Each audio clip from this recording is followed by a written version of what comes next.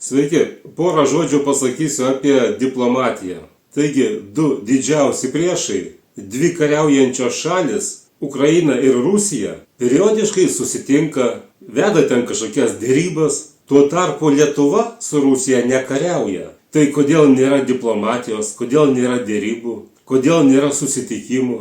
Jeigu dvi kariaujančios šalis gali susitikti apie kažką dėrėtis, o Lietuva su Rusija, su Baltarusija neturi apie ką kalbėti. Kodėl? Mums nuolat kalba, kad Rusija mūsų šaliai kelia grėsmę. Rusija gali mus pulti. Tai tokioje situacijoje atsisakyti diplomatijos yra nusikaltimas. Nusikaltimas prieš Lietuvą, prieš Lietuvos žmonės, prieš Lietuvos visuomenę. Kas Lietuvai uždraudė diplomatiją? Ar mes tikrai esame laisva šalis? Kai kam reikėtų matomai paaiškinti, kai bendrauji netgi su savo priešu, tarkim, visada yra galimybė įtakoti jį. Galima jam teikti savo argumentus, išdėstyti savo poziciją, gauti kažkokius paaiškinimus į kokius tai klausimus.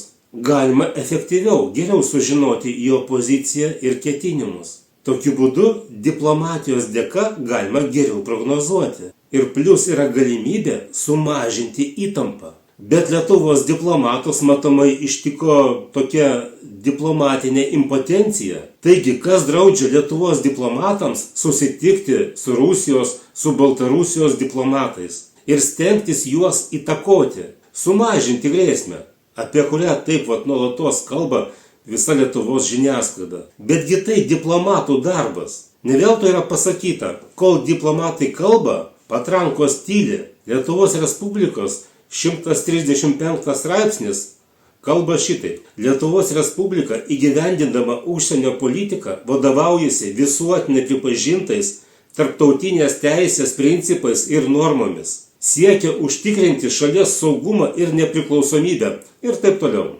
Lietuvos Respublikoje karo propaganda draudžiama. Taigi, Konstitucijoje parašyta, Lietuva užsienio politikoje vadovaujasi visuotinai pripažintais tarptautinės teisės principais ir normomis.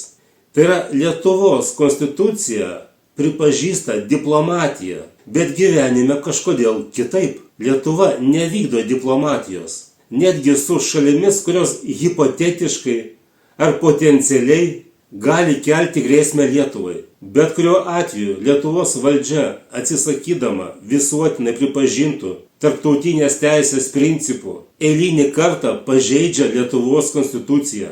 Todėl patarkite, kas gali padėti, kas gali pažadinti Lietuvos diplomatus užsiimti savo tiesioginiu darbu. Kaip juos išgydyti nuo diplomatinės impotencijos. Gal kokia Viagra padėtų ar kokios kitos tabletės. Parašykite komentaruose. Jeigu ką, nupirksime jiems ir nusiųsime. Gal padės. Taigi, šį kartą trumpai tiek. Būkite sveiki. Taikos jūsų namams. Iki.